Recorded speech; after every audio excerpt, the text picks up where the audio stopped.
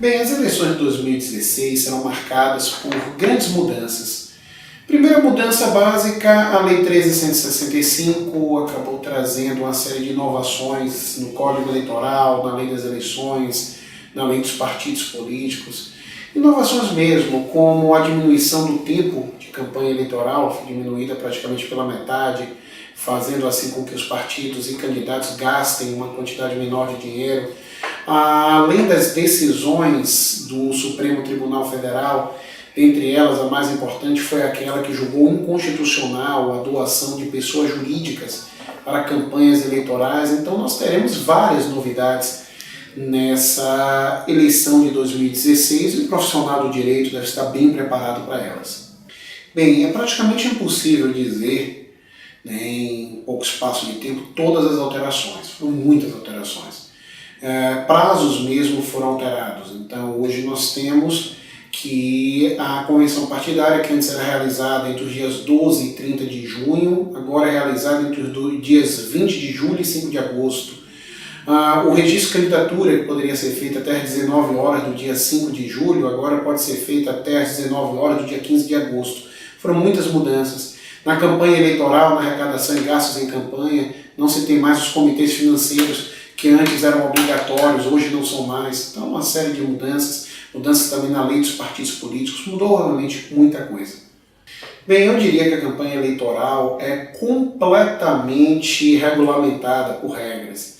Sejam elas, principalmente a Lei 9.504, mais diversas resoluções do Tribunal Superior Eleitoral.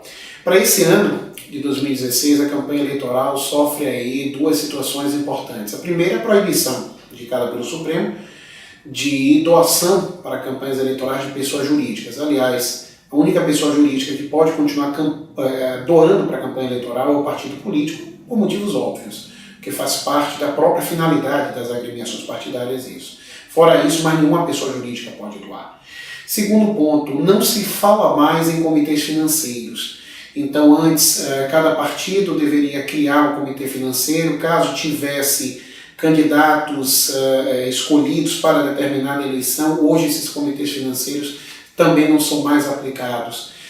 Como a campanha eleitoral hoje é menor, porque antes se iniciava a partir de 5 de julho, agora se inicia a partir de 15 de agosto, a campanha eleitoral diminuiu pela metade, o que provavelmente, e esse tenha sido o intento do legislador, o valor gasto com as campanhas eleitorais também deve sofrer uma grande redução.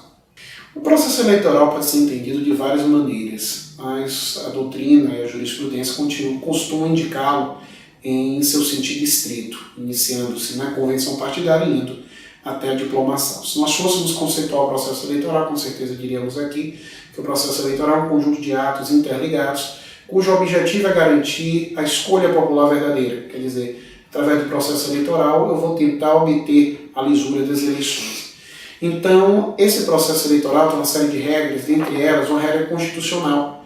O artigo 16 da Constituição Federal fala de um princípio da anualidade, o que significa que as regras que alteram o processo eleitoral entram em vigor imediatamente, mas só são aplicadas daí a um ano, ou seja, quando a eleição ocorrer há pelo menos um ano de sua vigência. Embora a vigência seja imediata, a execução, a aplicabilidade da norma, ela demora pelo menos um ano. É um fato interessante porque há necessidade de se delimitar corretamente o processo eleitoral, até mesmo para se saber quando se aplica o princípio da anualidade ou não. Eu queria inclusive aproveitar e fazer o convite para o curso eleitoral avançado aqui do nosso SESC corporativo. Acredito que será muito útil para todos os profissionais que buscarem. Nós temos em nossa legislação eleitoral uma quantidade bem expressiva de condutas consideradas criminosas, isso tanto no Código Eleitoral quanto também na legislação extravagante, leis específicas que tratam dessa matéria. Então, a realização de condutas contidas nesses tipos penais podem dar ensejo aos crimes eleitorais, que são, regra geral, competência da Justiça Eleitoral. Os crimes eleitorais, eles impactam direta ou indiretamente no grande pilar do regime democrático, que são as eleições livres e periódicas. Então, falar em crime eleitoral é falar justamente na manutenção de um dos sustentáculos do regime democrático, porque a prática dos crimes eleitorais acaba abalando justamente este sustentáculo. Ao contrário do que muita gente imagina, não são apenas os candidatos que podem cometer crimes eleitorais, mas também aqueles que trabalham para os candidatos, como cabos eleitorais, como seus assessores, mas também os eleitores. Então, qualquer pessoa, em tese, pode cometer, a depender da modalidade de crime, é óbvio, mas qualquer pessoa pode cometer um crime eleitoral. Cada vez mais, as questões relacionadas aos crimes eleitorais têm despertado a atenção, cada vez mais isso. Então, de uns tempos para cá, nós vemos que crimes que outrora eram negligenciados, até porque alguns são realmente de diminuta potencialidade lesiva, mas cada vez mais nós vemos o despertar do interesse e o agigantamento de investigações relacionadas aos crimes eleitorais no âmbito aí dos profissionais, da atuação dos profissionais de direito. Quais os grandes eixos temáticos abordados neste curso na parte de crimes eleitorais? Nós dividimos a abordagem em dois grandes eixos. Um primeiro em que nós tratamos do processo penal eleitoral, em que a gente vai analisar todos os procedimentos até que se chegue efetivamente a um julgamento do crime eleitoral, e naturalmente estabelecendo as distinções entre esse processo penal eleitoral e um processo penal comum.